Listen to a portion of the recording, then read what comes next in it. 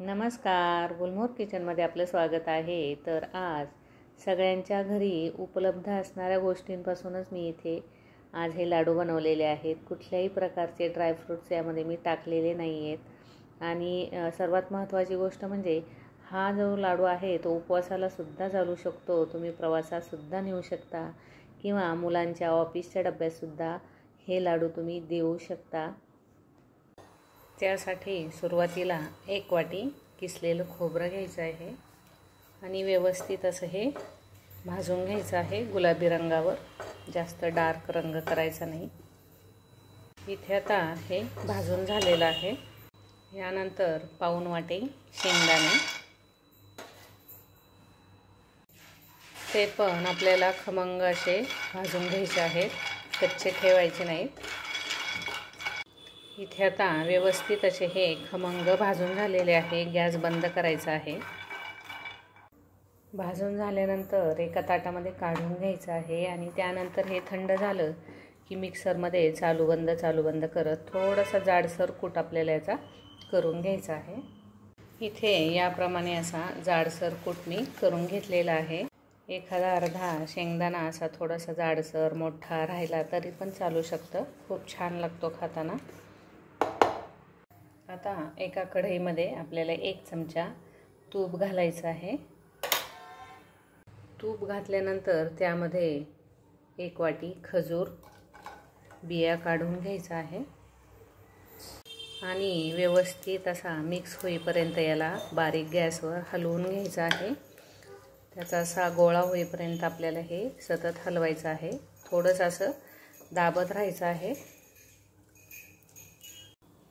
इथे मस्त असा गोळा तयार झालेला आहे. हे पहा, गोळा होईपर्यंत आपल्याला सतत असं हलवत राहायचं आहे, असं दाबत राहायचं आहे, म्हणजे तो मिळून येतो आणि छान असे आपले लाडू तयार होतात. आता इथे गॅस बंद करायचा आहे.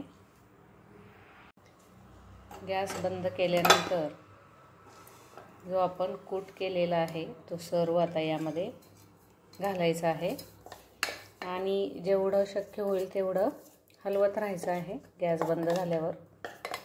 आणि थंड झाल्यावर मिक्स करून घ्यायचे आणि लाडू आपल्याला वळून घ्यायचे आहेत.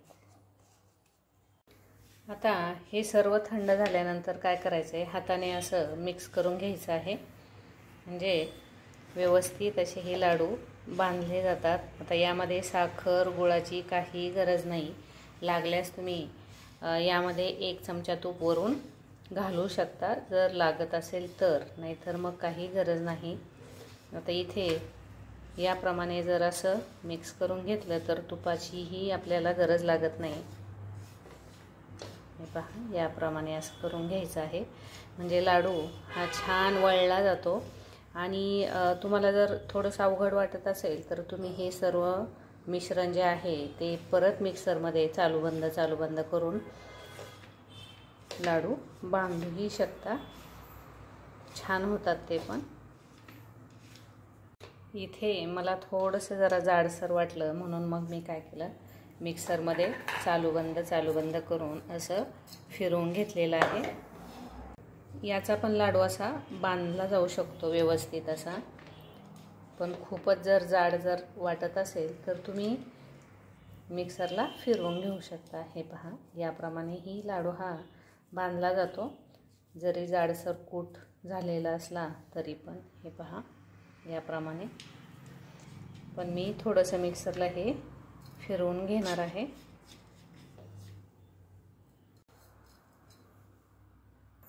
यामध्ये अगदी थोडीशी विलायची पावडर घालायची आहे आणि आता लाडू व्यवस्थित बांधून घ्यायचे आहे.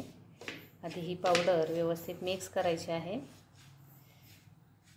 आता इथे लाडू तयार करायचा आहे. थोडासा असा दाबून बांधायचा आहे, म्हणजे तो व्यवस्थित असा बांधला जातो आणि त्यामध्ये जे समजा तूप वगैरे जे आपण थोडंसं घातलेलं आहे ते असं बाहेर यायला सुरुवात होते आणि लाडू छान असा तयार होतो. हे पहा, याप्रमाणे सर्व लाडू हे करून घ्यायचे आहे. आता मी तुम्हाला इथे थोडासा असा पण दाखवते. एकदम छान असे हे लाडू होतात. नक्की बनवा. आणि याला काही काजू बदाम वगैरे काही गरज लागत नाही. तुम्ही असेही बनवू शकता किंवा काजू बदामसुद्धा घालून हे लाडू तयार करू शकता.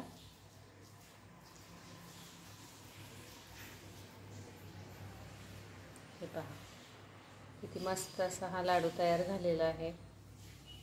याप्रमाणे सर्व लाडू हे तयार करून घ्यायचे. इथे सर्व लाडू हे तयार करून झालेले आहेत. नक्की बनवा. हा व्हिडिओ तुम्हाला जर आवडला असेल तर लाईक, शेअर, कमेंट आणि सबस्क्राईब करायला विसरू नका.